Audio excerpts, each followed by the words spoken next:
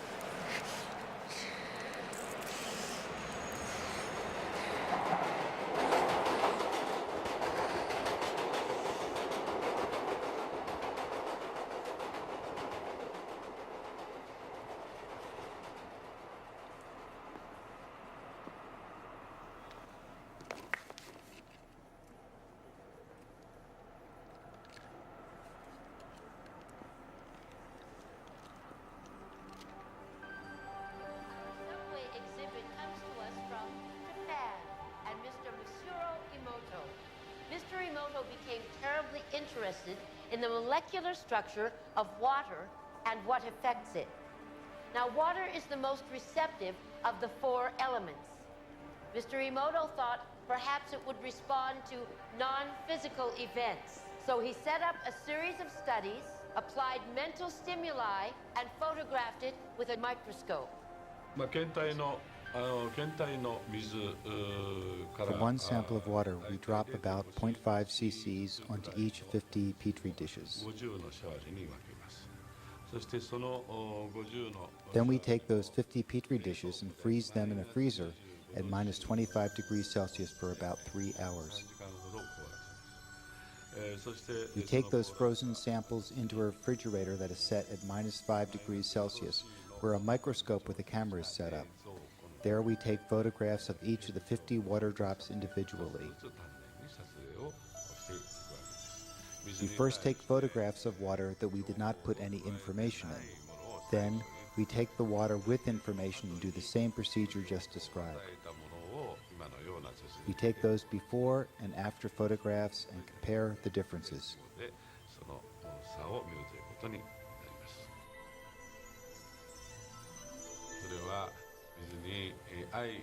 When we projected the feeling of love and thanks to water, it made the most beautiful crystal.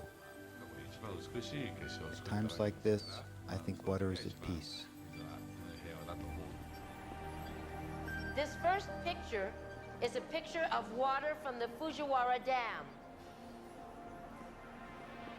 And this picture is the same water after receiving a blessing from a Zen Buddhist monk. Now, in this next series of pictures, Mr. Emoto printed out words, taped them to bottles of distilled water, and left them out overnight. This first photograph is a picture of the pure distilled water, just the essence of itself. These subsequent photographs, as you can see, are each different. This is the chi of love. And we move along here to thank you. And you can see where he taped that to this bottle here. But if you read Japanese, you already knew that. Now, Mr. Emoto speaks of the thought or intent being the driving force in all of this. The science of how that actually affects the molecules is unknown, except to the water molecules, of course. And it's really fascinating when you keep in mind that 90% of our bodies are water.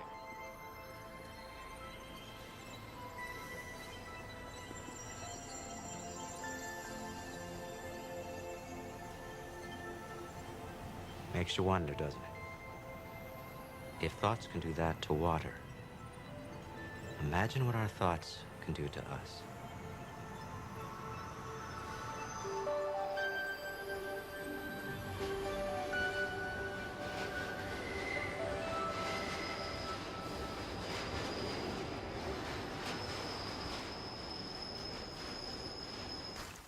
Recently, there was the huge tsunami that happened in the ocean, and you wrote that the prayer for that. That was great. Thank you. I've noticed that when something like that happens, it seems like people from around the world, suddenly there's this outpouring of support and help. There's something about helping on the world level that seems to uplift everyone. What do you make of that? やはりその過去もう10年ぐらいの間にいろんなところで実験を Through my 10 years of research, I have been visually sending the message to people all over the world that people's prayers and thoughts can affect reality no matter where they are. 皆さんに届けられています。で、そういうような So because this idea had already been accepted by many in the world, people probably thought, oh, so that's how it works. If we try, our energy can reach there. Then we should all pray. 祈ろうというようなことになったんではないかと思いますね。そしてまたそれが今日 And this is the reason why there are no great outbreaks of infectious disease as a result of the tsunami disaster. こういうような積み重ねによってやはり人々はもう With the repetition of similar actions, people may start regaining faith in prayers. していくようになるんではないだろうか。従いまして Therefore, in other words, there may be more disasters, be it natural or man-made, that would create more casualties along the way. 的にも襲ってくるでしょうけれども、いろいろな人たちが Through these experiences, more people may be able to perceive these problems as their own, that they are all responsible as well. 自分のこととして考えるようになっていくんではないだろうかというふうに思います。